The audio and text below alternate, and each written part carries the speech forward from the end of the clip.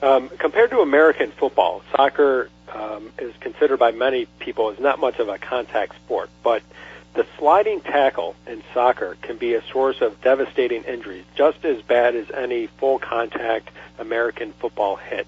Can you tell us a little, can you explain for maybe the people in the audience who aren't familiar with a sliding tackle what exactly that is? And then secondly, can you talk a little bit about, as a coach, what you teach players as you're telling them how to slide tackle, what to do to avoid injury? Well, sliding tackles that you slide with your feet up to try to control the ball or get to the ball. It should be totally legally everywhere because it's such a dangerous thing. That's when the broken legs come, and that's where the broken feet are. And it's just amazing that they still do it at the highest level. And it's something that a player does in desperation, and it should never be done because if you're on the ground, you're not helping much to your team. It's just doing damage. But I think no matter what rules you change, then you always have players who will do that unless the coach stops them. Like we at Fordham, my team is the cleanest team in our conference, maybe one of the cleanest in the nation. You know, my players don't do no sliding tackles. We don't do no fouls. We are the most disciplined team in the conference. That is because I played forward all my life and I got kicked all my life, so I don't want nobody to be kicked.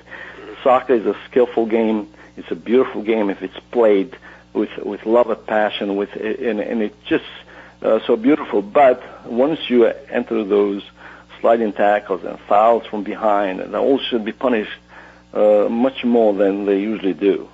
And I think that brings out another point that following the rules of the game and having discipline when you play isn't a bad thing. It's actually a very good thing to help keep players safe and to avoid injuries, like you're talking about, the fouls from behind and the discipline of finding a better way to defend or be a skilled offensive player than using a sliding tackle where you could potentially put yourself at risk for a career-ending injury or the other player. Like you said, if you went online right now and Googled soccer injuries, I know just from having looked myself, I mean, the most devastating injuries in soccer, you can see them on the professional level. The broken bones of the tibia and the fibula, both in the lower leg, the ankle dislocations.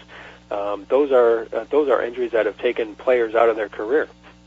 Well, it's amazing that they are not much more strict because the rule they're going to make a very easy rule that you cannot slide tackle, period, and that would stop a lot of injuries and would make the game itself much better, much more enjoyable.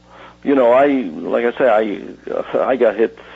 I used to wear 2 pairs of shin guards from the back because that's why. I hate dirty plays. My players know that. I recruit only players who are disciplined, who enjoy the game, and you play hard, but you play clean.